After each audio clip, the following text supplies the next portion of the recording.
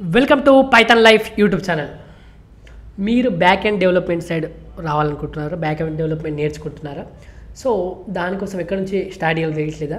నేను మీకోసం అయితే ఒక రోడ్ మ్యాప్ తీసుకొచ్చేసాను. So road map to back end development. So చూసేద్దామా మరి. సో ఫస్ట్ మీరు ప్రోగ్రామింగ్ ఫండమెంటల్ తెలియాలి. సో మీరు ఒక ప్రోగ్రామింగ్ లాంగ్వేజ్ నేర్చుకోవాలి కంపల్సరీ. ఎందుకంటే మన బ్యాక్ ఎండ్లో ఒక ప్రోగ్రామింగ్ లాంగ్వేజ్, ఒక ఫ్రేమ్వర్క్ అయితే కంపల్సరీ కావాలి. సో ఏదో ఒక ప్రోగ్రామింగ్ లాంగ్వేజ్, పైథానా, జావానా, C#, C++ అంతా మీ ఇష్టం. ఒక ప్రోగ్రామింగ్ లాంగ్వేజ్ నేర్చుకోవాలి.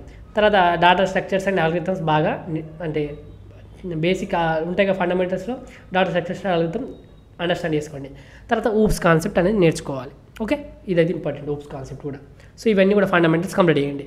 తర్వాత వచ్చేసి వెబ్ ఫండమెంటల్స్, మనకు front and basics first HTML, CSS, JavaScript, తర్వాత HTTP ప్రోటోకాల్, తర్వాత వెబ్ సర్వర్స్ అండ్ క్లయింట్స్, తర్వాత రెస్ట్ఫుల్ APIs.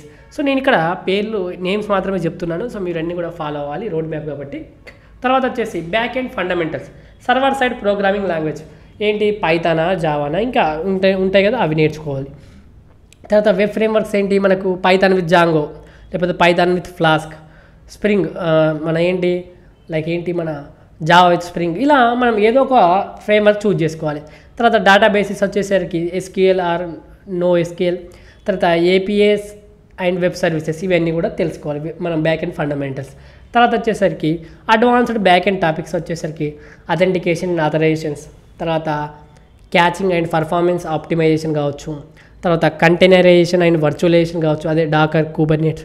తర్వాత క్లౌడ్ కంప్యూటింగ్లో వచ్చేసి మనకు AWS కావచ్చు, GCP, అజూర్, తర్వాత micro services and event driven architecture, తర్వాత web sockets and real time communication కావచ్చు, సర్వర్ సైడ్ రెండరింగ్ కావచ్చు, GraphQL. సో క్లౌడ్ కంప్యూటర్లో కూడా మనకి AWS లేకపోతే అజూర్ ఏదో ఒకటి ఫస్ట్ అయితే. తర్వాత మీరు నేర్చుకుంటూ వెళ్ళాలి, చెప్తున్నాను నేను ఇంకా ఇన్ డీటెయిల్గా చెప్తున్నాను.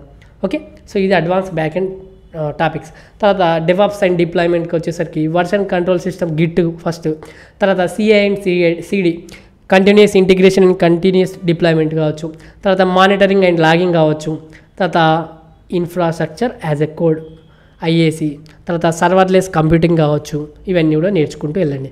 తర్వాత చివరగా మనకు దగ్గరకు వచ్చాం ఏంటి, testing and debugging. So testing and debugging వచ్చేసరికి యూనిట్ టెస్టింగ్, ఇంటిగ్రేషన్ టెస్టింగ్, తర్వాత ఎండ్ టు ఎండ్ టెస్టింగ్, తర్వాత డీబగ్గింగ్ టెక్నిక్స్ అన్నీ కూడా తెలుసుకోవాలి ఈ టెస్టింగ్ అండ్ డీబగ్గింగ్ గురించి. తర్వాత నెక్స్ట్ లాస్ట్కు సెక్యూరిటీ, వెబ్ అప్లికేషన్ సెక్యూరిటీ, తర్వాత వచ్చేసరికి ఎన్క్రిప్షన్ అండ్ SSL TLS, తర్వాత authentication and authorization best practices, ఇవన్నీ కూడా తెలుసుకోవాలి మీరు. ఓకే, సో ఇవన్నీ కూడా ఫాలో అవుతూ మీరు బ్యాక్ ఎండ్ డెవలప్మెంట్ కంప్లీట్ చేయగలుగుతారు. సో ఇదంతా కూడా బ్యాక్ ఎండ్ డెవలప్మెంట్ యొక్క రోడ్ మ్యాప్ అండి, సెక్యూరిటీ వరకు. సో ఈ వీడియో కనుక మీకు నచ్చినట్లయితే ఒక లైక్ అయితే ఇచ్చేసుకోండి.